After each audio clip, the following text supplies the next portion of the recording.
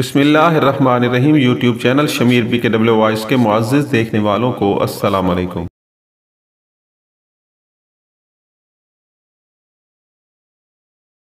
عدالت میرے حق میں فیصلہ نہیں سنائے گی۔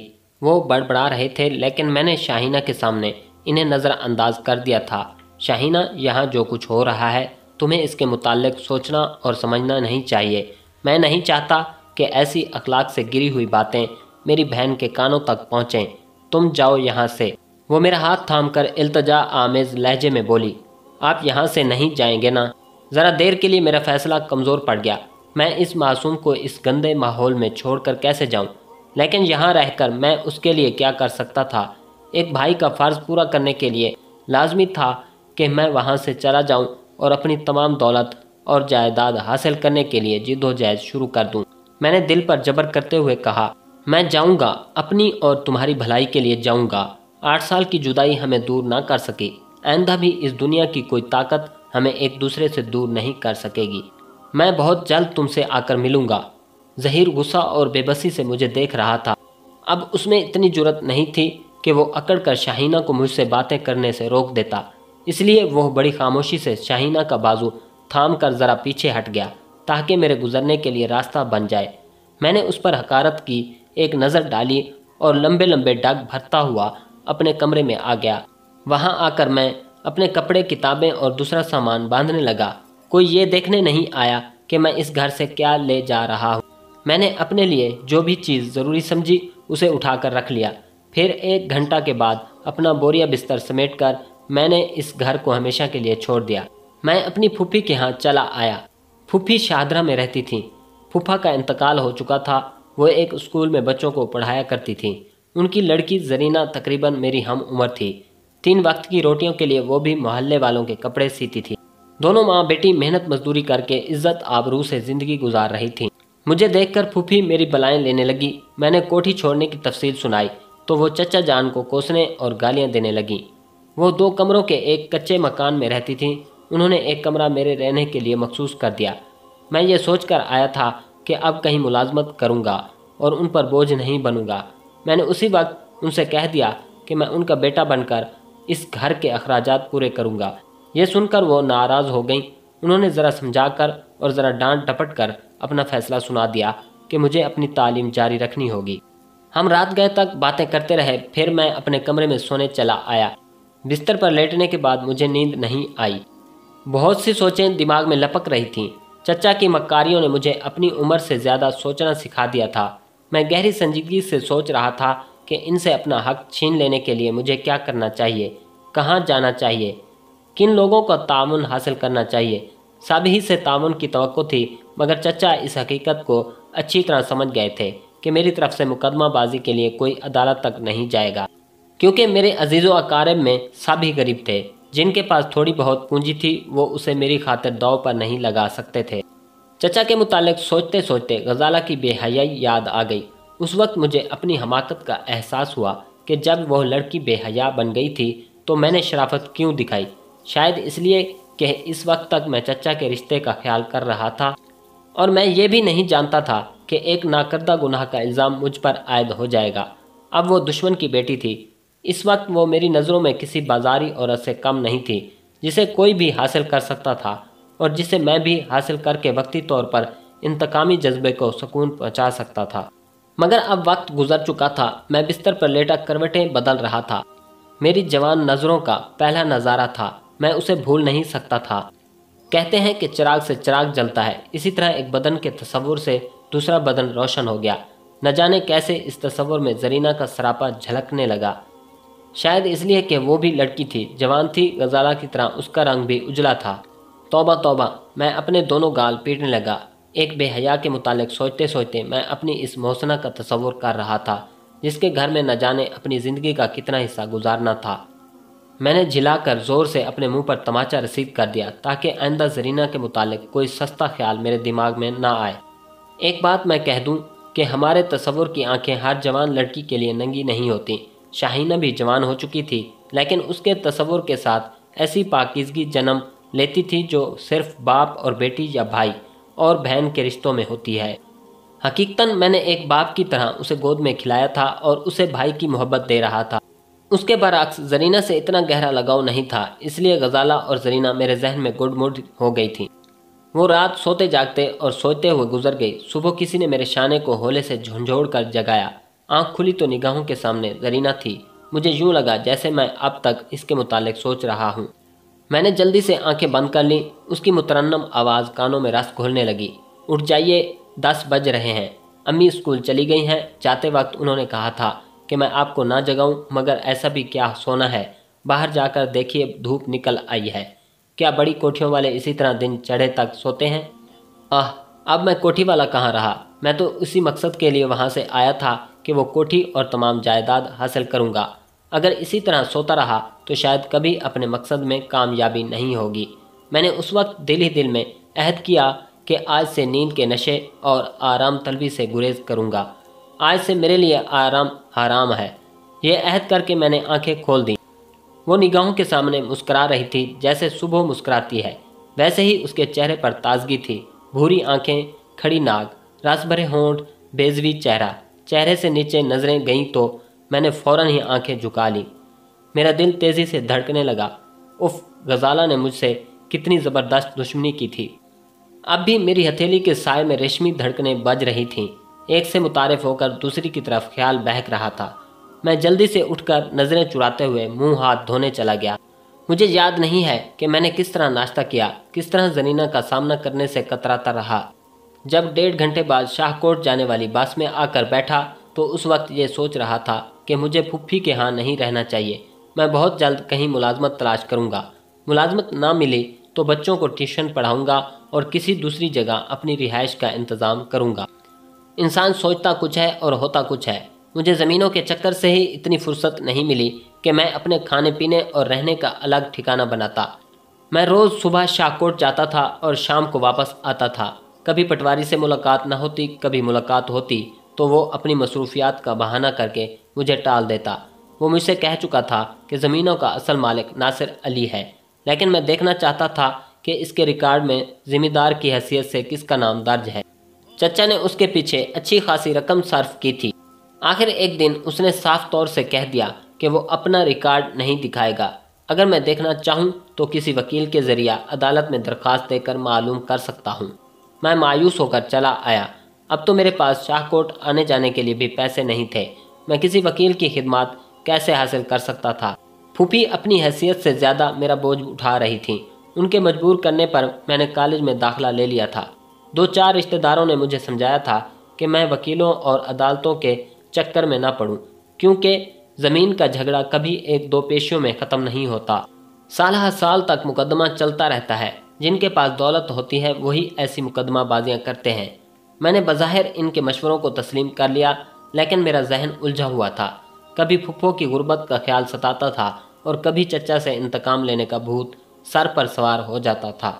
कई बार मैंने सोचा कि इस मक्कार चचा को कत्ल कर दूं और उनके साथ उनकी औलाद का भी खात्मा कर दूं, ताकि इनकी आइंदा नस्ल ही ख़त्म हो जाए और कोई मेरी दौलत से फ़ायदा उठाने वाला ना रहे। लेकिन इस तरह मैं मुजरिम बन जाता और मेरा हक भी मुझे ना मिलता। ऐसे ही वक्त मैंने कई बार सोचा कि मुझे किसी तरह कोई गैबी ताकत हासिल हो जाए जिसका ज़रिया मैं अपनी ज़मीन और जायदाद इनसे छीन लूँ। ये इंसान की फितरत है कि जब उसे कामयाबी का सीधा और सही रास्ता नहीं मिलता है तो वो गलत रास्ता इख्तियार करता है। कभी मुजरिमों की तरह सोचता है और कभी ख्याल ही ख्याल में आरजू करता है कि कहीं से इसे तिलिस्मी चिराग मिल जाए या हज़रात का इल्म हासिल हो जाए, ताकि वो दुश्मनों को ज़ेर कर सके और ज़मीन में छुपे हुए ख़जाने हासिल करके इस दुनिया का अमीर तरीन आदमी बन जाए। मैं भी कुछ इस अंदाज से सोचने लगा। मेरे अंदाज इंतकाम का लावा पक रहा था। कोई रास्ता ना पाकर मैं कोई ऐसा पुरअसरार इल्म सीखना चाहता था जिससे मेरे दुश्मन दहशत ज़दा होकर मेरे कदमों में झुक जाएं। ये बचकाना ख्यालात थे, लेकिन जैसा कि मेरी आदत थी, मैं जिस चीज़ को देखता उसमें अपनी नज़रें पेवस्त कर देता था और जो सोचता उसी ख्याल पर अपनी तवज्जो मरकूज़ कर देता था। इस आदत के मुताबिक मेरी तवज्जो इसी ख्याल पर कायम हो गई कि मुझे कुछ ना कुछ हासिल करना चाहिए, यानी कोई पुरअसरार इल्म हासिल करना चाहिए, या कोई जलाली वजीफ़ा पढ़ना चाहिए, या चिल्ला कशी करनी चाहिए, या फिर काला जादू सीखना चाहिए। काले जादू का ख्याल मैंने दिल से निकाल दिया, क्योंकि इस्लाम में जादू टोने और सफली अमल की ममानियत है। میں کوئی ایسا علم سیکھنا چاہتا تھا جس کے ذریعہ چچا میرے زیر اثر آ جائیں اور بلا چون چرا تمام جائیداد اور زمین میرے حوالے کر دیں۔ ایک علم ہے ہپناٹزم، جس کے ذریعے میں انہیں اپنا مطیع و معمول بنا سکتا تھا۔ ایک علم ہے ٹیلی پیتھی، یعنی خیال خوانی کے ذریعہ میں ان کے دماغ میں چھپی ہوئی باتوں کو پڑھ سکتا تھا۔ میرے شناساؤں میں ایسے علوم سکھانے والا کوئی استاد یا رہنما نہیں تھا۔ میں بازار سے اس سلسلے کی کتابیں خرید کر ان علوم کو پڑھنے، سمجھنے اور سیکھنے لگا۔ وہ کتابیں مجھے زندگی کے ایک نئے موڑ پر لے آئیں۔ یہ سچ ہے کہ محض کتابوں سے مکمل علم حاصل نہیں ہوتا، اس کے لیے کسی بڑے عالم و عامل کے مشاہدات و تجربات سے رہنمائی حاصل کرنی پڑتی ہے۔ پھر بھی ان کتابوں سے اتنا فائدہ ضرور ہوا کہ میں ان علوم کو سمجھنے اور سیکھنے کے ابتدائی مراحل سے گزرتا چلا گیا۔ جو حضرات ہپناٹزم اور ٹیلی پیتھی سے دلچسپی رکھتے ہیں وہ ارتکاز توجہ کی اہمیت کو اچھی طرح سمجھتے ہیں۔ ارتکاز توجہ کے بغیر اس میدان میں ایک قدم بھی آگے نہیں بڑھایا جا سکتا، اور میں تو بچپن ہی سے توجہ اور خیال کی قوت کو کسی ایک مقام پر مرکوز کر دینے کا عادی تھا، لہذا شمع بینی کی مشقوں کے دوران مجھے کوئی دشواری پیش نہیں آئی۔ رات کو جب سناٹا چھا جاتا اور کسی کی مداخلت کا خدشہ نہ ہوتا تو اس وقت میں اپنے کمرے میں مومی شمع روشن کرتا اور شمال کی طرف رخ کر کے بیٹھ جاتا اور شمع کی لو کو ایک ٹک دیکھتا رہتا۔ شمع بینی کے دوران میری توجہ صرف اس خیال پر قائم رہتی کہ میری آنکھوں میں مغناطیسی قوت پیدا ہو رہی ہے۔ میں جیسے چاہوں اپنی نگاہوں کے شکنجہ میں جکڑ سکتا ہوں۔ اگرچہ پہلے مرحلے میں مجھے ایسی جارحانہ طرز کی باتیں نہیں سوچنی چاہیے تھیں، مگر میں اپنے خیالات سے مجبور تھا۔ اس عمل کے دوران میرے دشمن پیش نظر رہتے تھے۔ پھر رفتہ رفتہ میں نے اپنے جوش اور جذبوں پر قابو پا لیا اور نہایت سکون اور سنجیدگی سے شمع کا مشاہدہ کرنے لگا۔ اب میں جلتی ہوئی لو پر نظریں جمائے دل ہی دل میں کہتا تھا، اس روشن لو میں جو چمک ہے وہ میری آنکھوں میں اتر رہی ہے، اس میں جو گرمی اور حرارت ہے وہ حرارت میری نگاہوں میں پیدا ہو رہی ہے۔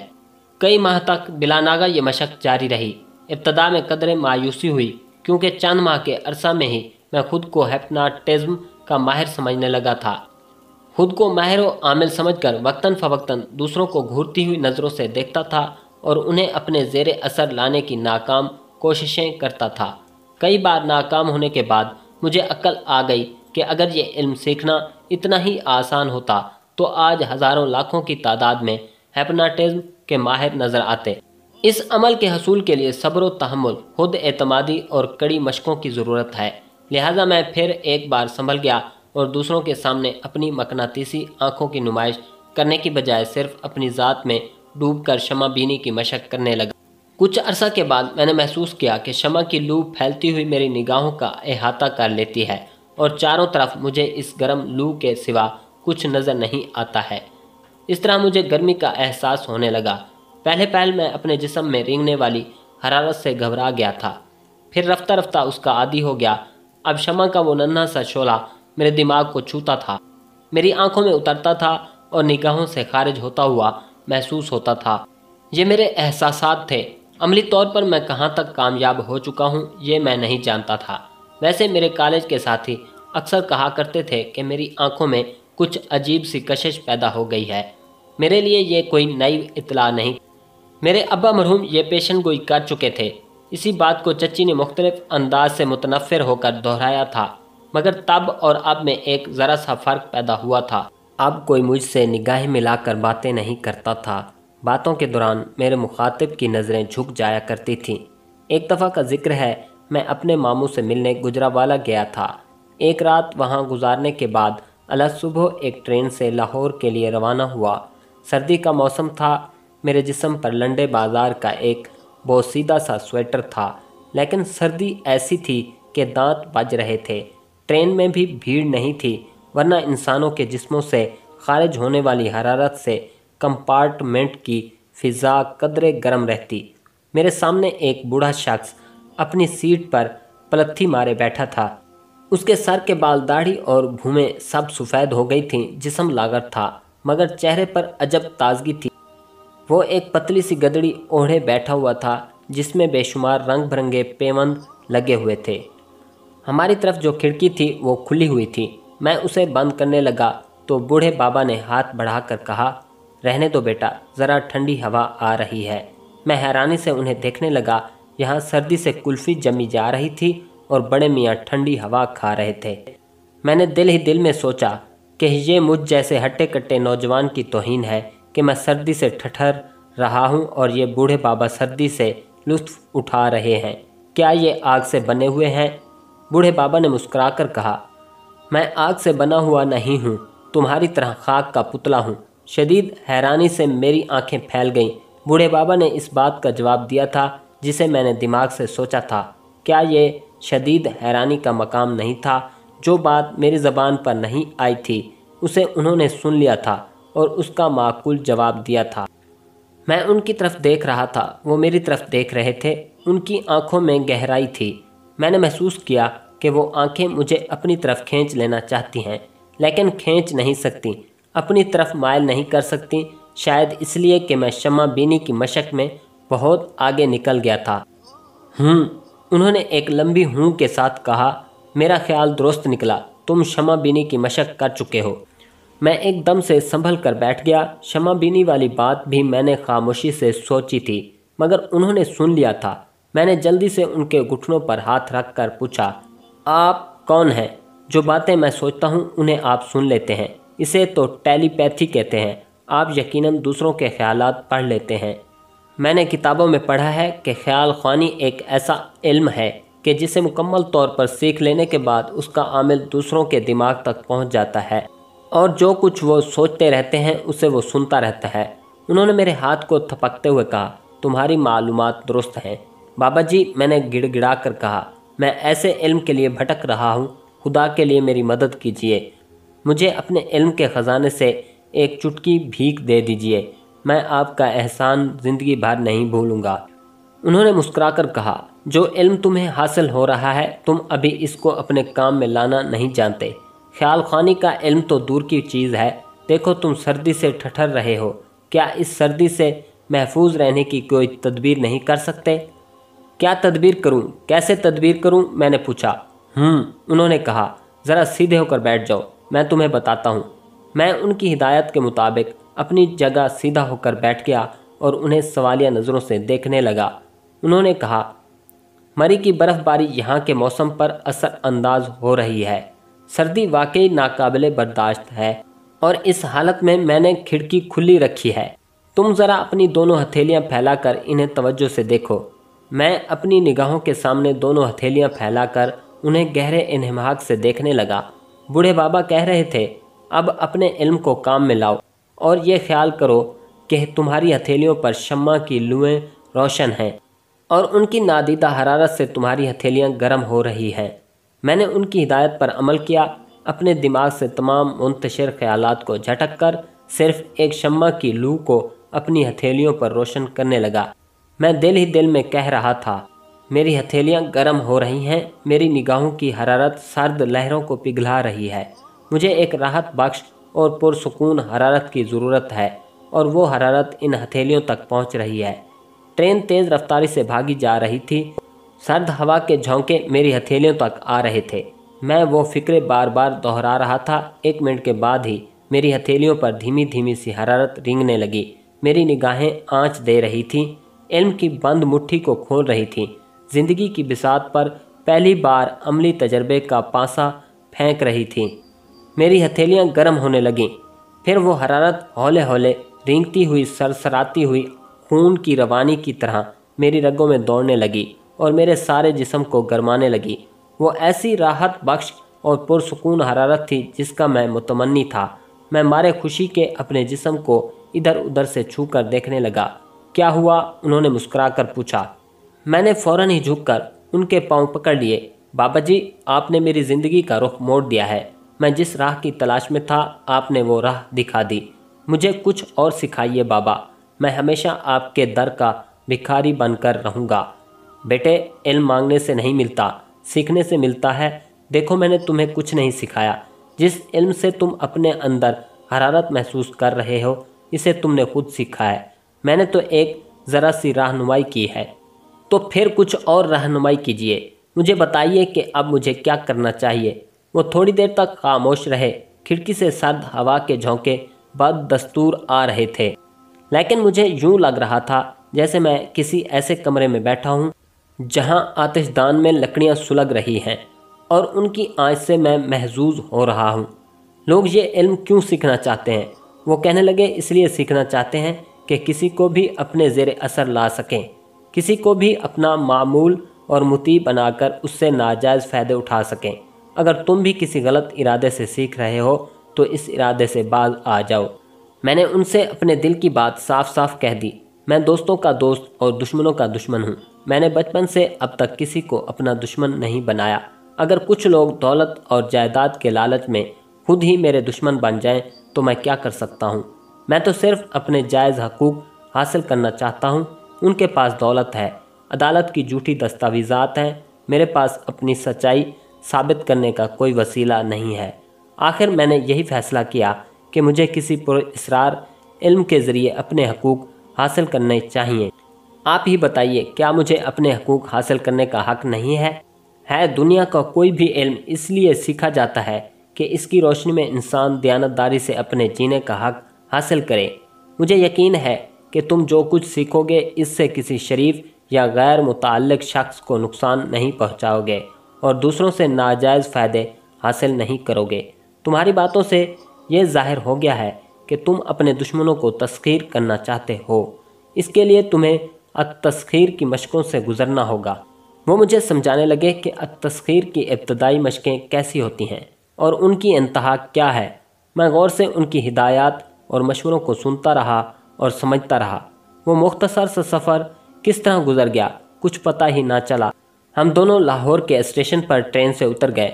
मैंने अकीदत से उनका हाथ थाम कर कहा, मैं आपके कदमों में रहना चाहता हूँ, आपसे ख्याल ख़ानी का इल्म सीखना चाहता हूँ। उन्होंने शफ़क़त से समझाया, एक वक्त में एक ही ख्याल कायम करो और एक ही इल्म सीखो। टेलीपैथी सीखने की मंजिल अभी दूर है। जब वो वक्त आएगा तो मैं तुमसे खुद ही राब्ता कर लूँगा। अब तुम जाओ, मेरे पीछे ना आना। ये कहकर वो आगे बढ़ गए, मुझसे दूर होते चले गए। मैं खामोशी से उन्हें देखता रहा। जब वो नज़रों से ओझल हो गए तो मैं भी सर झुकाकर आहिस्ता आहिस्ता चलता हुआ प्लेटफॉर्म से बाहर आ गया। उसके बाद मेरा शौक़ और मेरी दीवानगी बढ़ गई। मैं दूसरी सुबह मुँह अंधेरे रावी के किनारे गया। बूढ़े बाबा की हिदायत के मुताबिक अत-तस्ख़ीर की मशक़ के लिए मुझे ऐसी पुरसुकून जगह की तलाश थी जहाँ मुदाखलत करने वाला कोई ना हो। मैं दरिया के किनारे किनारे चलता हुआ तकरीबन 10 मील का फासला तय कर गया। घने दरख्तों के झुंड में मुझे वो जगह मिल गई। वहाँ से इंसानी आबादी दूर थी। कभी कभी किसी लांच के गुजरने की आवाज़ सुनाई देती थी, फिर सन्नाटा छा जाता था। मैंने एक दरख्त के तने पर एक नन्हा सा स्याह दायरा बनाया और उसके सामने ज़रा फासले पर पलथी मार कर बैठ गया। सुबह से शाम और शाम से सुबह होने लगी। मैं शाम को घर जाता था और सुबह सवेरे ही वीराने में चला आता था। मुझे खाने पीने और पहनने ओढ़ने का होश नहीं था। मेरी दाढ़ी बढ़ गई थी। कई कई दिनों तक एक ही लिबास पहने रहता। फूफी और जरीना से ये बात छुपी ना रह सकी। वो समझ गई कि मैं कोई इल्म सीखने के चक्कर में मस्तान बाबा बन गया हूँ। फूफी ने कई बार डांट डपट कर मुझे मेरे इरादों से बाज रखने की कोशिश की, लेकिन मेरे इरादे कमज़ोर नहीं थे। मशक़ों के दौरान कई बार मुझसे गलतियाँ हुईं। कई बार एक अनजाना सा खौफ तारी हुआ। कभी वक्ती तौर पर मेरा जहनी तवाज़ुन डगमगा गया, कभी तेज़ बुखार में मुब्तला हो गया। उन दिनों अजीब दीवानगी का आलम था। जहाँ ज़रा तबीयत संभलती मैं फिर मशक शुरू कर देता। मुस्तकिल मिजाजी और कुव्वत इरादी के बगैर मैं अपनी मंजिल तक नहीं पहुँच सकता था। दरख्त के तने पर बनाए हुए स्याह दायरे को मैं बदतदरीज बढ़ाता जा रहा था। पहले वो दायरा चने के एक दाने के बराबर था। जब वो मुतवातिर मेरी निगाहों की जद में रहते रहते ओझल होने लगा तो मैंने पैसे के बराबर स्याह दायरा बनाया। फिर रफ्ता रफ्ता वो स्याह दायरा चांद के बराबर हो गया। ये 1-2 दिन की बात नहीं थी। इन मशकों से गुजरते हुए पूरे 3 बरस बीत गए थे। उस वक्त तक मेरी आंखों में ऐसी कुव्वत पैदा हो गई थी कि वो चांद के बराबर जो दायरा था वो भी निगाहों से ओझल हो जाता था। मैं जहाँ नज़र उठाकर देखता वहाँ बेशुमार रोशन दायरे जगमगाने लगते थे। मुझे स्याह दायरे की तारीकी में रोशनी का सुराग मिल रहा था, या यूँ कहना चाहिए कि मुझे इंसानी दिमाग के तारीक खानों में उतरने का रास्ता नज़र आने लगा था। اس کے بعد میں نے اپنی حالت سنبھال لی۔ میں شیو کرنے اور صاف ستھرے کپڑے پہننے لگا۔ 3 سال کے بعد میں دیوانگی سے فرزانگی کی طرف آیا تو میری شخصیت میں بھی عجیب نکھار آ گیا۔ میرے چہرے پر ایک نئی تازگی تھی، میری آنکھوں میں ایسی مقناطیسی قوت پیدا ہو گئی تھی کہ اس کا اثر سب سے پہلے زرینہ پر ہوا، کیونکہ وہی میرے زیادہ قریب تھی۔ ایک ہی گھر میں رہتے ہوئے ہر وقت ہمارا سامنا ہوتا رہتا تھا، بلکہ وہ خود بخود اس طرح کھینچی چلی آتی تھی جیسے لوہا مقناطیس کی طرف کھینچا چلا آتا ہے۔ کئی بار ایسا ہوا کہ ہماری نظریں ٹکرائیں تو وہ میری طرف دیکھتی ہی رہ گئی۔ بظاہر تو وہ بہت ہی شرمیلی تھی، لیکن سحر زدہ ہو جاتی تھی۔ ایک بار میں نے اس پر نظریں جماتے ہوئے کہا، نظریں جھکا لو۔ اس کی نظریں فوراً ہی جھک گئیں۔ دوسری بار میں نے کہا، بیٹھ جاؤ۔ وہ چارپائی پر بیٹھ گئی۔ میری طرف دیکھو۔ وہ پھر میری جانب دیکھنے لگی۔ میرے ہر حکم کی تعمیل ہو رہی تھی۔ میں نے سوچا، یہ تو کوئی ثبوت نہیں ہے کہ وہ میری نگاہوں سے سحر زدہ ہو رہی ہے۔ وہ مجھ سے متاثر تھی یا مجھ سے مرعوب تھی، اس لیے میرے حکم پر عمل کر رہی تھی۔ اس وقت میرے دماغ میں بات آئی کہ کیوں نہ میں اس پر تنویمی عمل کروں اور اسے اپنی معمولہ بنا کر اپنے علم کو عملی طور پر آزماؤں۔ دوسری صبح جب پھوپھی اسکول چلی گئیں تو میں نے دروازے کو اندر سے بند کر دیا۔ زرینہ میری اس حرکت کو چور نظروں سے دیکھ رہی تھی۔ میں نے اسے اپنے کمرے میں چلنے کے لیے کہا تو وہ شرمانے لگی۔ اچانک ہی اس کے رخسار تمتمانے لگے۔ وہ میرے پیچھے شرماتی لجاتی ہوئی میرے کمرے میں آ گئی۔ میں نے دھیمے لہجے میں کہا، بستر پر لیٹ جاؤ۔ اس نے حیا سے بل کھا کر دوسری طرف منہ پھیر لیا۔ وہ کچھ سوچ رہی تھی، میں کچھ اور سوچ رہا تھا۔ میں نے قدرے تہمکانہ انداز میں کہا، جو کہتا ہوں وہ کرو، بستر پر لیٹ جاؤ۔ ہپناٹزم کے لیے آواز بڑی اہم ہوتی ہے۔ میری آواز میں گونج اور گرج بھی تھی اور شہد کی سی شیرینی اور ملائمیت بھی۔ وہ چپ چاپ سکڑ کر میرے بستر پر لیٹ گئی۔ وہ سمٹ کر اپنے جسم کی پنکھڑیوں میں خود کو چھپانا چاہتی تھی۔ میں نے کہا، اس طرح نہیں، چت لیٹ کر اپنے ہاتھ پاؤں سیدھے کر لو اور میری طرف دیکھتی رہو۔ اس نے نظریں اٹھا کر میری جانب دیکھا تو پھر دیکھتی رہ گئی۔ آہستہ آہستہ اس نے ہاتھ پاؤں سیدھے کر لیے اور چت لیٹ گئی۔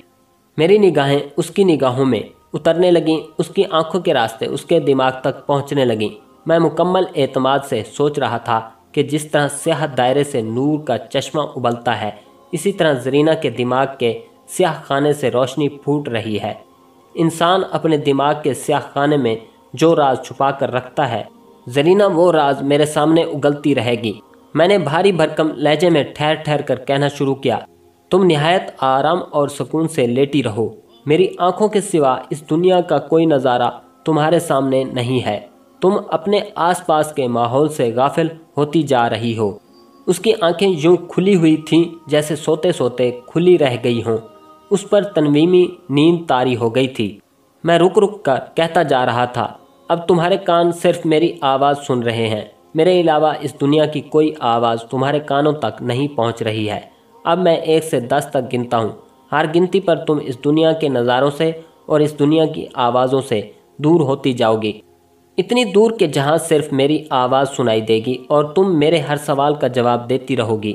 وہ بالکل خاموش پڑی ہوئی تھی اور پلکیں جھپکائے بغیر مجھے دیکھتی جا رہی تھی۔ میں 2 سیکنڈ کے وقفے سے گننے لگا۔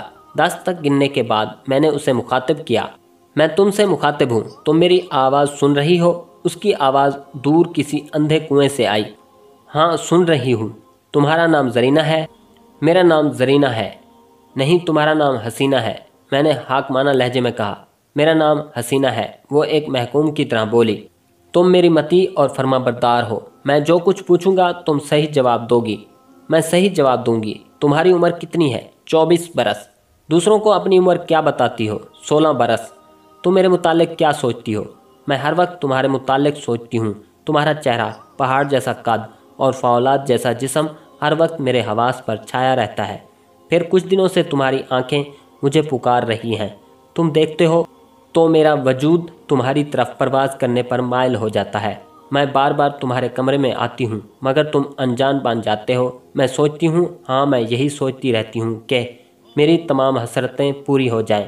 وہ کہہ رہی تھی اور میں اس شرمیلی لڑکی کو دیکھ رہا تھا جو ہوش و حواس میں رہ کر کبھی ایسی باتیں زبان پر نہ لائی، لیکن وہ تنویمی نیند میں ڈوب کر اپنے دماغ کی تاریکیوں سے بول رہی تھی۔ میں نے پوچھا، تمہارے دل میں کب سے یہ تمنائیں جاگ رہی ہیں؟ وہ ہولے ہولے ٹھہر ٹھہر کر جواب دینے لگی، بہت عرصے سے۔ جب میں جوان ہو رہی تھی میرے بدن سے ہلکی ہلکی تبدیلیاں ابھر رہی تھیں۔ وہ ذرا دیر کے لیے رک گئی۔ میں نے حکم دیا، کہتی جاؤ، جتنی باتیں تمہارے دل میں ہیں اور دماغ میں ہیں انہیں کتاب کے ایک ایک صفحہ کی طرح کھولتی جاؤ۔ تم میری فرما بردار ہو اور میرے حکم پر عمل کر رہی ہو۔ وہ عمل کرنے لگی۔ اس کے ساکت لبوں میں جنبش ہوئی اور وہ کہنے لگی۔ میں رفتہ رفتہ بھٹکنے لگی۔ جب امی اسکول چلی جاتی تو میں کبھی دروازے سے اور کبھی کھڑکی سے جھانک کر محلے کی ویران گلی کو دیکھتی تھی، کسی کا انتظار کرتی تھی۔ میں نے اس محلے کے ایک نوجوان قاسم کو دیکھا، پھر جمال پر نگاہ گئی۔ اس کے بعد ارشد کی طرف خیال گیا، مگر میرے سامنے شرم کا پہرا تھا اور خوف کی دیوار تھی۔ جذبات کے سیلاب میں بہنے کے باوجود دل میں دھڑکا لگا رہتا تھا کہ کہیں پکڑی نہ جاؤں۔ پکڑی گئی تو میرے ساتھ میری امی بھی بدنام ہو جائیں گی۔ ایسے ہی وقت تم یہاں آ گئے۔ تمہیں دیکھ کر پتہ چلا کہ مجھے تمہاری ہی تلاش تھی۔ تمہارے مردانہ حسن کے سامنے وہ تمام نوجوان پھیکے پڑ گئے جنہیں میں دروازے اور کھڑکی کی اوٹ سے دیکھا کرتی تھی۔ میں تم میں دلچسپی لینے لگی۔ ابتدا میں نے محسوس کیا کہ تم چور نظروں سے مجھے دیکھتے ہو، مگر مجھ سے دور ہی دور رہتے ہو۔ میری بے چینی بڑھنے لگی۔ میں تمہارے کمرے میں کسی کام کے بہانے آتی تو جان بوجھ کر اپنے شانے سے دوپٹہ ڈھلکا دیتی تاکہ تم مجھے چھونے اور چھیڑنے پر مجبور ہو جاؤ۔ وہ تنویمی عمل میرے لیے باعث رحمت بن گیا تھا۔ مجھ پر ایک شرمیلی لڑکی کی جذباتی سازشوں کو آشکار کر رہا تھا۔ ان لڑکیوں کے دماغ میں جھانک کر دیکھو تو پتہ چلتا ہے کہ یہ بظاہر تو بے حس اور معصوم نظر آتی ہیں اور انجان بن کر جانے بوجھے اشاروں سے اپنی طرف مائل کرنے کی خاموش کوششیں کرتی رہتی ہیں۔ بہرحال وہ کہہ رہی تھی، جب میں نے دیکھا کہ تم میری طرف مائل نہیں ہو رہے تو ایک رات میں بہت مجبور ہو کر تمہارے کمرے میں آ گئی۔ میں نے شرم و حیا کو بالائے طاق رکھ دیا۔ میرے اندر جو آگ بھڑکتی رہتی تھی اسے بجھائے بغیر سکون سے نہیں سو سکتی تھی، لیکن تمہیں جاگتے دیکھ کر میں ٹھٹک گئی۔ تم جاگ رہے تھے، اپنے بستر پر پلتھی مارے بیٹھے ہوئے تھے اور تمہارے سامنے ایک ہاتھ کے فاصلے پر ایک مومی شمع روشن تھی۔ پہلے تو میری سمجھ میں نہیں آیا کہ تم اس طرح کیوں بیٹھے ہو اور شمع کی لو کو اتنے انہماک سے کیوں دیکھ رہے ہو۔ میں آہستہ آہستہ چلتی ہوئی شمع کے قریب تمہارے سامنے آ گئی تاکہ تم مجھے دیکھ سکو۔ تم مجھے کیا دیکھتے؟ میں تمہاری آنکھیں دیکھ کر لرز گئی۔ اف خدایا! تمہاری آنکھوں کی پتلیاں نظر نہیں آ رہی تھیں، ان کی جگہ دو لویں سلگ رہی تھیں اور ان کی گرمی مجھ تک پہنچ رہی تھی۔ میں گھبرا کر پیچھے ہٹ گئی۔ مجھ میں اتنا حوصلہ نہیں تھا کہ میں دوبارہ تمہاری طرف دیکھتی۔ میں سر جھکائے الٹے قدموں دروازے تک آ گئی۔ اس وقت تک یہ سمجھ گئی تھی کہ تم کوئی عمل کر رہے ہو۔ ایسی صورت میں اگر میں مداخلت کروں گی تو اس کا نتیجہ بے حد خوفناک ہوگا۔ میں اپنے بستر پر آ کر گر پڑی۔ میرا دل گھبرا رہا تھا۔ تم اتنے پر اسرار اور دہشت انگیز بن گئے تھے کہ میں تمہارے ہی متعلق سہمی سہمی سی سوچتی رہی اور اپنے جذبات کو وقتی طور پر بھول گئی۔ پھر جیسے جیسے دن گزرتے گئے تمہاری دیوانگی ظاہر ہوتی گئی۔ تمہیں کھانے کی فکر تھی، نہ پہننے کا ہوش تھا۔ محلے والے تمہیں مستان بابا کہنے لگے تھے۔ میں تمہاری طرف سے مایوس ہو گئی۔ جسے اپنا ہوش نہ ہو وہ بھلا مجھ سے کیا دلچسپی لے گا؟ یہ سوچ کر میری نگاہیں پھر دروازے اور کھڑکی سے باہر جھانکنے لگیں۔ میں گمراہی کے اس مقام تک پہنچ گئی تھی جہاں اپنے جذبات کے سوا کچھ سجائی نہیں دیتا۔ کچھ ہی دنوں میں جمال سے اشارے بازی ہونے لگی۔ اس نے ایک خط لکھا کہ میں کسی بہانے اس سے آ کر ملوں یا اسے اپنے گھر میں آنے کا موقع دوں، لیکن دونوں ہی باتیں ناقابل عمل تھیں۔ اگرچہ دن کے وقت میں گھر میں تنہا رہتی ہوں، مگر محلے والوں سے ڈر لگتا ہے کہ کسی نے جمال کو میرے گھر میں داخل ہوتے دیکھا یا باہر نکلتے دیکھا تو برسوں کی بنی ہوئی عزت خاک میں مل جائے گی۔ رات کو امی گہری نیند سوئی ہیں، لیکن تمہارے کمرے کی بتی جلتی رہتی ہے۔ میں جمال سے ملنے باہر جانا چاہتی ہوں تو یوں لگتا ہے جیسے شمع کی دو لویں مجھے گھور رہی ہیں۔ تم سامنے نہیں ہوتے پھر بھی تمہاری نگاہیں چپتی رہتی ہیں۔ میں گھنٹوں تمہاری آنکھوں کے متعلق سوچتی رہتی ہوں۔ تم غصے یا پریشانی سے دیکھتے ہو تو تمہاری نظریں برچھی کی طرح سینے میں اتر جاتی ہیں، اور جب نرمی سے دیکھتے ہو تو میں ایک عجیب سی میٹھی سی کشش محسوس کرتی ہوں۔ بے اختیار تمہاری طرف کھینچی چلی جاتی ہوں۔ ویسے اب تم تو سنبھل گئے ہو، اب وہ مستان بابا والی بات نہیں ہے۔ میں پھر تمہارے متعلق سنجیدگی سے سوچ رہی ہوں۔ اب میں زیادہ انتظار نہیں کر سکتی۔ میں تمہیں مجبور کروں گی کہ تم مجھے اپنی شریک حیات بنا لو۔ मैं उसे गहरी नज़रों से देखने लगा। वो ऐसी दोशीज़ा थी कि मजबूर न करे। तब भी मैं उसे अपना बना सकता था, लेकिन मेरे अज़ाइम बुलंद थे। मैं शादी ब्याह के चक्रों में फंसकर एक औरत और एक घर तक महदूद नहीं होना चाहता था। फिर यह कि मुझे ज़रीना की कमज़ोरियाँ मालूम हो गई थीं। कभी वो मेरी तरफ मायल होती थी, कभी दूसरे नौजवानों की तरफ। तू ना सही और सही वाली बात थी। वो अपनी प्यास बुझाने के लिए किसी भी कुएं में छलांग लगा सकती थी। मैंने उससे पूछा, तुम मुझे किस तरह मजबूर करोगी कि मैं तुम्हें शरीक हयात बना लूँ? तुम पर मेरे और मेरी अम्मी के एहसानात हैं। तुम हमारे यहाँ रहते हो, हमारे यहाँ खाते हो। हम अपनी ज़रूरतें मार कर तुम्हारी ज़रूरतें पूरी करते हैं। इन एहसानात के बदले तुम मुझसे शादी करोगे।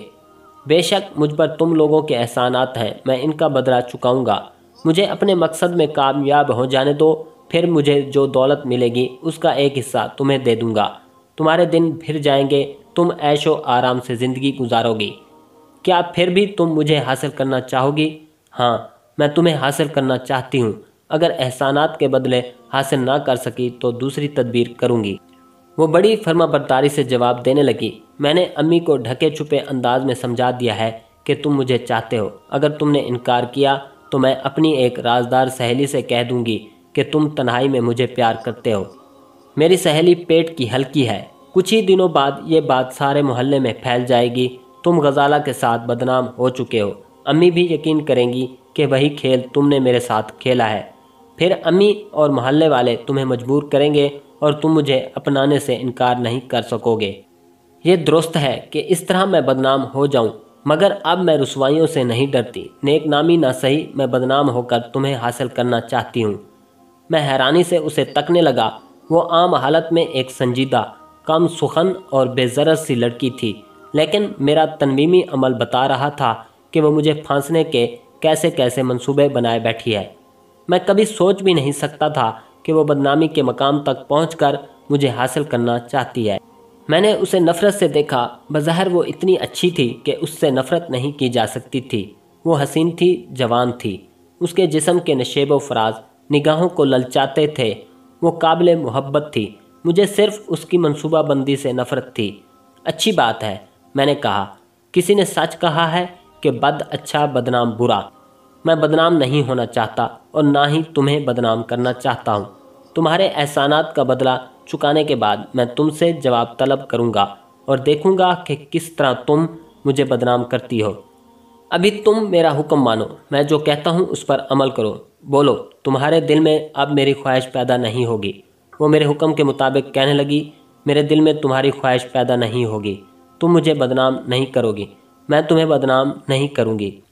तुम एक शरीफ ज़ादी की तरह अपने जज्बात को काबू में रखोगी, मैं एक शरीफ ज़ादी की तरह अपने जज्बात को काबू में रखूँगी। मैं बार बार उसे तलकीन करता रहा। वो बार बार मेरे फ़िक्रों को दोहराती रही। फिर मैंने कहा, अब मैं तनवीमी अमल को ख़त्म कर रहा हूँ, तुम आराम से सो जाओ। 1 घंटे बाद बेदार हो जाना। बेदार होने के बाद भी तुम मेरी हिदायत पर अमल करती रहोगी। चलो अब सो जाओ। वो अमल ख़त्म करने के बाद मैं थोड़ी देर तक खड़ा उसे देखता रहा। फिर अपनी मेज़ के पास आकर कुर्सी पर बैठ गया और सोचने लगा कि मुझे जल्द अज जल्द आमदनी का कोई ज़रिया पैदा करके इस घर से निकल जाना चाहिए। मुझे पेश आने वाले ख़तरात का इल्म हो गया था। अब वहाँ रहकर बदनामी को दावत देना सरासर हमाकत होती। गजाला ने भी मुझ पर झूठा इल्ज़ाम लगाया था। ज़रीना भी इस इल्ज़ाम से फ़ायदा उठाना चाहती थी।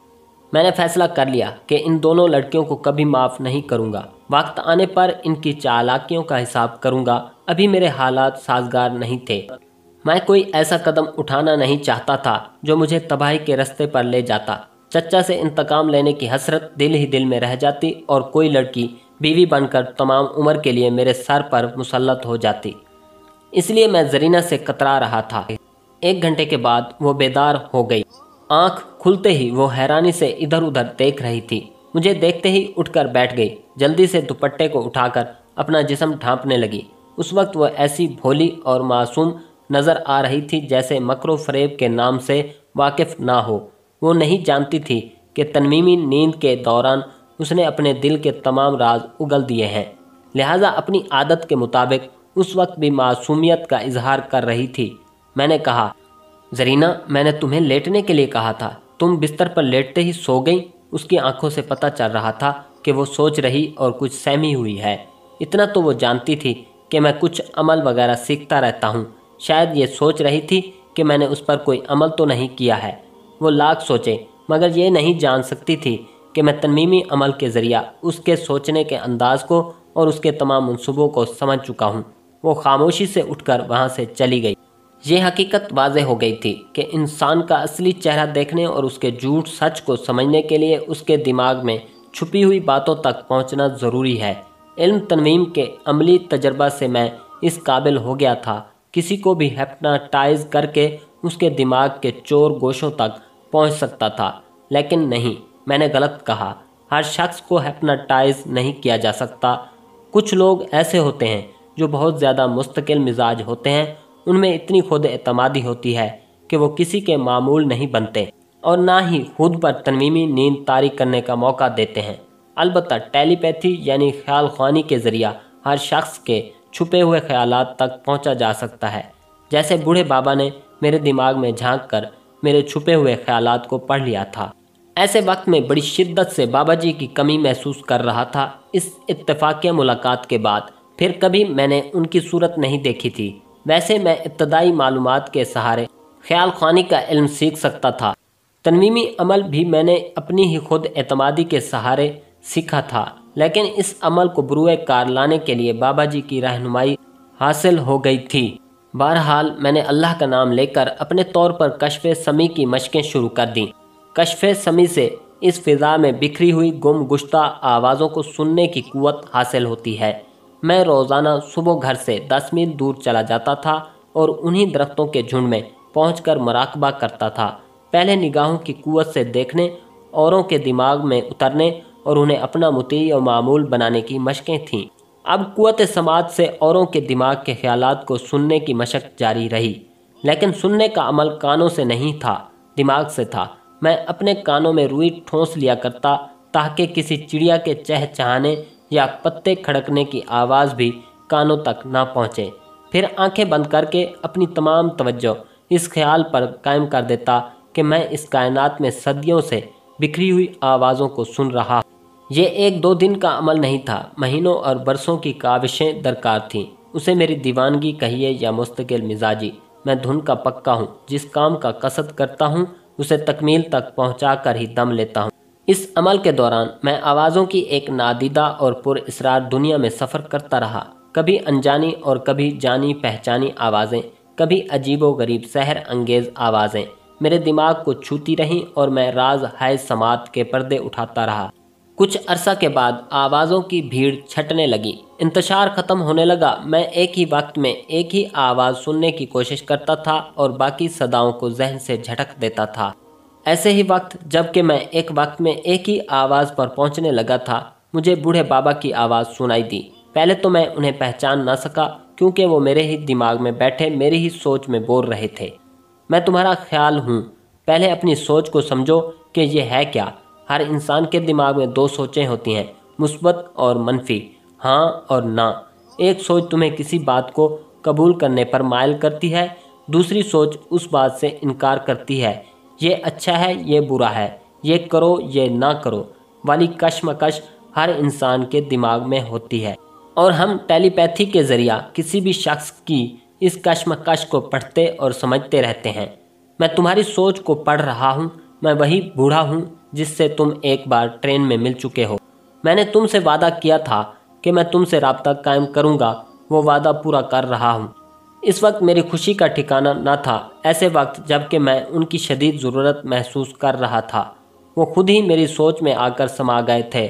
उस वक्त मैंने सोचा कि इनसे पूछूं कि वो कहाँ हैं, मैं उनसे कहाँ मुलाकात कर सकता हूँ। लेकिन मेरे पूछने से कबल ही उन्होंने मेरी सोच को पढ़ लिया। तुम जो कुछ पूछना चाहते हो उसके लिए ज़बान हिलाने की ज़रूरत नहीं है, तुम सिर्फ सोचो, मैं उसे सुन लूँगा। मैं उनकी हिदायत के मुताबिक सोचने लगा। बाबा जी, मैं जिस दुनिया समात में सांसें ले रहा हूँ वहाँ आवाज़ों की भीड़ छट गई है। अब हर आवाज़ फर्दन फर्दन सुनाई देती है। अब आप मुझे ये बताइए कि मैं अपने मतलूबा दोस्त या दुश्मन की सोचों को किस तरह सुन सकता हूँ। जवाब में बूढ़े बाबा की सोच सुनाई दी।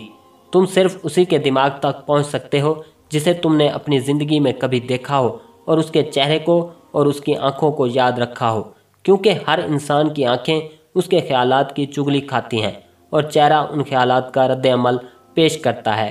کتنے ہی لوگ اس حقیقت کو سمجھتے ہیں، لیکن چہرے اور آنکھوں کے ذریعہ کسی کے خیالات تک پہنچنے کے علم سے لا علم ہوتے ہیں۔ تم علم کی اس حد تک پہنچ گئے ہو۔ یہاں ہر انسان کے جانے پہچانے چہرے اور ان کی آنکھوں کے راستے سے تم ان کی سوچ تک پہنچ سکتے ہو۔ میں تمہیں راستہ دکھاتا ہوں۔ تم سب سے پہلے یہ فیصلہ کرو کہ کس کا چہرہ اور آنکھیں ایسی ہیں جو تمہاری یادداشت میں محفوظ ہیں۔ پھر تم اس کے چہرے کو چشم تصور میں لاؤ اور اس کی آنکھوں میں جھانکو۔ تم فوراً ہی اس کے دماغ تک پہنچ جاؤ گے۔ میں سوچنے لگا کتنے ہی چہرے ایسے تھے جو میری یادداشت میں محفوظ تھے۔ پھپھی اور زرینہ کو متواتر کئی سالوں سے دیکھتا آ رہا تھا۔ ان کے چہرے اور آنکھیں میں کبھی بھول نہیں سکتا تھا۔ ان کے علاوہ بچپن سے جوانی تک کی یادیں تھیں۔ چچا جان، چچی، غزالہ اور ظہیر کے چہرے ایسے تھے کہ ہر وقت ان کی تصویریں نگاہوں کے سامنے کھنچ جاتی تھیں، اور جو میری زندگی میں سب سے زیادہ اہمیت رکھتی تھیں وہ میری بہن شاہینہ تھی۔ اس کے سامنے جتنے رشتے تھے، جتنی محبتیں تھیں، وہ سب ہیچ تھیں۔ میں نے فیصلہ کر لیا کہ میں اپنی بہن شاہینہ سے رابطہ قائم کروں گا۔ بابا جی نے میری سوچ کو پڑھ لیا۔ پھر میرے دماغ میں ان کا مشورہ گونجنے لگا۔ یہ اچھی بات ہے کہ تم اس علم کی آزمائشی ابتدا اپنی بہن سے کر رہے ہو۔ تم نے بہن کے رشتے کو تمام خود غرض رشتوں پر ترجیح دی ہے۔ میری دعا ہے کہ تمہارا علم ہمیشہ نیک مقاصد کے لیے استعمال ہوتا رہے۔ اب میں تم سے رابطہ توڑ رہا ہوں۔ تم اپنی شاہینہ سے رابطہ قائم کرو۔ میں نے ان کے مشورے پر عمل کرتے ہوئے شاہینہ کا تصور کیا۔ پلک جھپکتے ہی اس کی معصوم صورت میری نگاہوں کے سامنے آ گئی۔ میں اس کی روشن آنکھوں میں جھانکنے لگا۔ بابا جی نے ٹھیک ہی کہا تھا۔ میں فوراً ہی اس کے دماغ میں ابھرنے والی سوچوں کو اپنی اندرونی سماعت سے سننے لگا۔ پتہ نہیں شاہینہ کہاں تھی اور کس حال میں تھی، لیکن میں اس کی سوچ کو سن رہا تھا۔ وہ بہت ہی سہانے اور رنگین خیالوں میں ڈوبی ہوئی تھی، اپنے کسی محبوب کے خیالوں میں گم تھی۔ اس وقت مجھے پتہ چلا کہ میری بہن اپنے جیون ساتھی کا انتخاب کر چکی ہے۔ میں نے مزید معلومات کے لیے اس کے دماغ پر دستک دی۔ شاہینہ، میں نے اپنی سوچ کی قوت سے اسے پکارا۔ وہ شاید ٹھٹک گئی تھی۔ ایک ساتھ کے لیے اس کی سوچ تھم گئی تھی۔ پھر اس نے سوچا، یہ کیا؟ میں اپنے آپ کو شاہینہ کہہ کر کیوں مخاطب کر رہی ہوں؟ اسی وقت میری سوچ نے کہا، شاہینہ، میں تمہاری سوچ ہوں۔ ہر انسان کے اندر دو مختلف سوچیں ہوتی ہیں، ایک مثبت، دوسری منفی، ایک سوالیہ، دوسری جوابیہ سوچ۔ ایسا اکثر ہوتا ہے کہ انسان خود ہی سوالیہ انداز میں سوچتا ہے اور خود ہی جواب دیتا ہے۔ لہٰذا میں تمہاری سوالیہ سوچ ہوں۔ بتاؤ، کیا تمہیں اپنے فرحات بھائی جان کی یاد نہیں آتی؟ اس کے خیالات سنائی دیے۔ ہائے اللہ، میں اپنے بھائی جان کو کیسے بھول سکتی ہوں؟ وہی مجھے بھول گئے ہیں۔ تقریباً 5 سال گزر گئے، انہوں نے میری خبر نہیں لی۔ سمجھ میں نہیں آتا کہ بھائی جان کو الزام دوں یا اپنی تقدیر کو۔ نہیں، میری تقدیر ہی خراب ہے۔ بھائی جان خود ہی ممی اور ڈیڈی کے ظلم کا شکار ہیں۔ نہ جانے وہ کس حال میں ہیں۔ شاید وہ یہاں ایک آدھ بار مجھ سے ملنے آئے ہوں، مگر میں تو پنڈی میں رہتی ہوں۔ اب یہاں 2 روز کے لیے آئی تھی۔ سوچا تھا کہ شاید بھائی جان کی صورت نظر آ جائے، لیکن افسوس، آج شام کو واپس جا رہی ہوں۔ میں نے اس کی سوچ کو ٹوک دیا۔ تم واپس نہ جاؤ، تمہارے بھائی جان کل تم سے آ کر ملیں گے۔ اس کی آواز آئی، میں مجبور ہوں، یہاں رک نہیں سکتی۔ پرسوں سے MA فائنل کے امتحان میں بیٹھنا ہے۔ اگر آج نہ گئی تو تمام سال کی محنت ضائع ہو جائے گی۔ میری سوچ نے کہا، ہاں، تعلیم کی اہمیت سب سے زیادہ ہے، تمہیں ضرور جانا چاہیے، لیکن اس وقت تم سب کچھ بھول کر اس نوجوان کے متعلق سوچو جسے تم اپنا جیون ساتھی بنانا چاہتی ہو۔ اب فرض کرو کہ کبھی تمہارے بھائی جان نے اس نوجوان کا نام پوچھا تو کیا بتاؤ گی؟ جو نام ہے بتا دوں گی، کہہ دوں گی کہ ان کا نام زبیر ہے، میرے کلاس فیلو ہیں، وہ ایک کروڑپتی باپ کے اکلوتے بیٹے ہیں۔ انہیں اس بات پر ناز ہے کہ ان پر ہزاروں لڑکیاں مرتی ہیں، اسی لیے مجھے بھی وہ ان ہزاروں لڑکیوں میں سمجھتے ہیں، لیکن میں سستی محبت کی قائل نہیں ہوں۔ میں چاہتی ہوں کہ وہ مجھے اپنی شریک حیات بنا لیں، لیکن سمجھ میں نہیں آتا کہ ان کے سوچنے کا انداز کیسے بدلوں۔ کاش کہ وہ صرف میرے ہی ہوتے۔ میری شاہینہ مایوس ہو رہی تھی۔ میں نے اس کے دماغ میں مثبت سوچ کا اثر ڈالا۔ تم فکر نہ کرو، زبیر تمہارا اور صرف تمہارا ہی ہوگا۔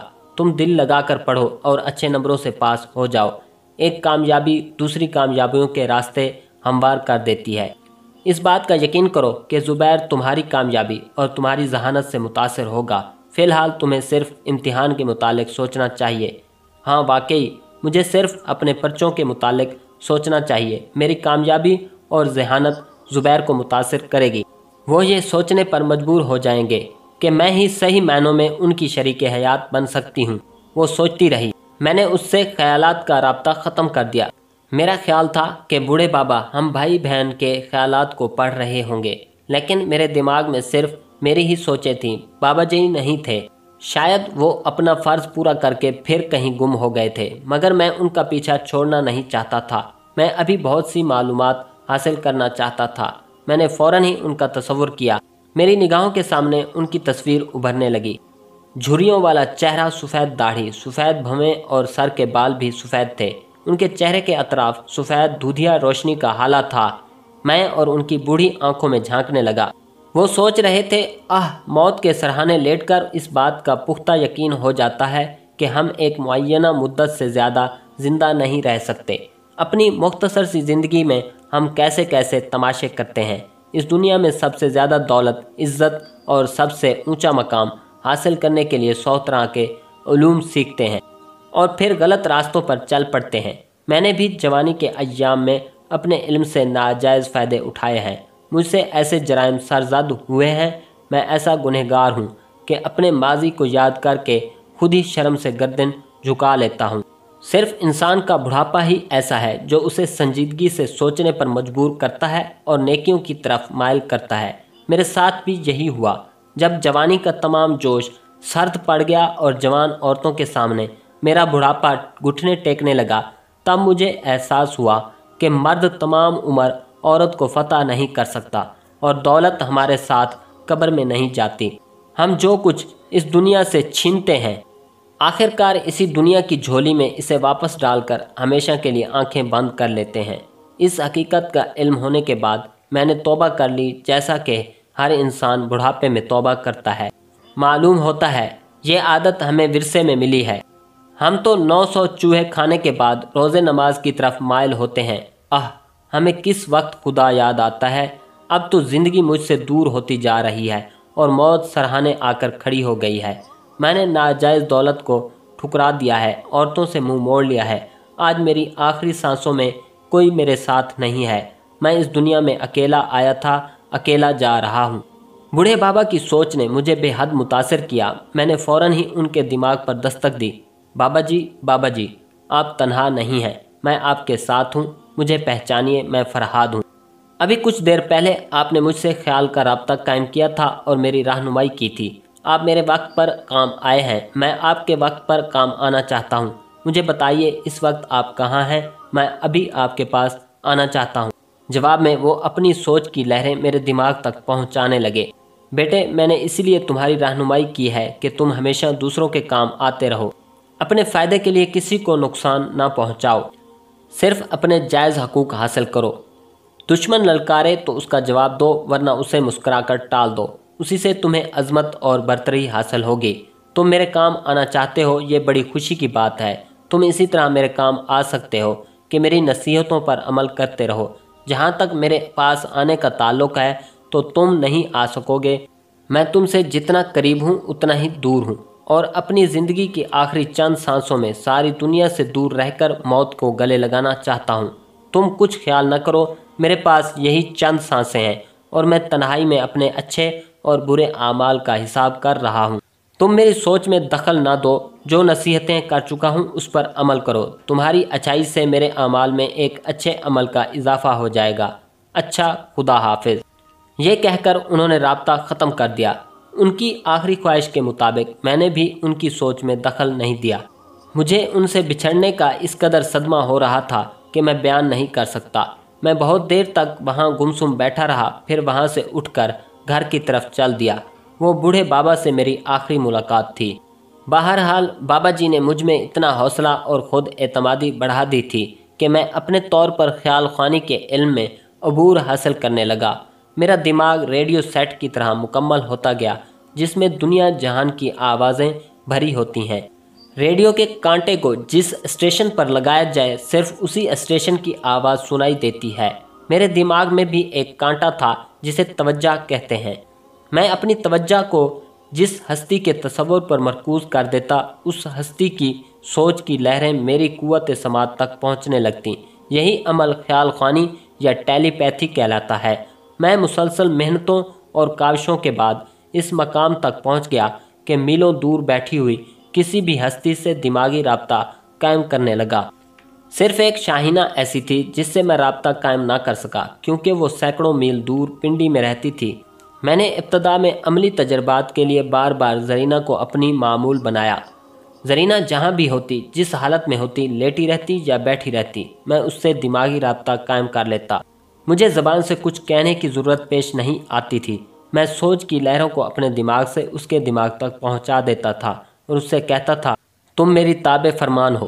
तुमने मेरी आंखों को खूब गौर से देखा है और हमेशा देखती रहती हो। इस वक्त अगर तुम तन्हा हो तो चश्मे तसव्वुर से मेरी आंखों को देखो। उसकी सोच की लहरें मेरे दिमाग तक पहुंची। हाँ, मैं तन्हा हूँ, तुम्हारी आंखों को अपने सामने देख रही हूँ। शम्मा की लू की तरह तुम्हारी आंखें सुलग रही हैं। अल्लाह, मैं क्या करूँ, मुझे डर लग रहा है। डरने की ज़रूरत नहीं है, मैंने कभी तुम्हें नुकसान नहीं पहुँचाया है।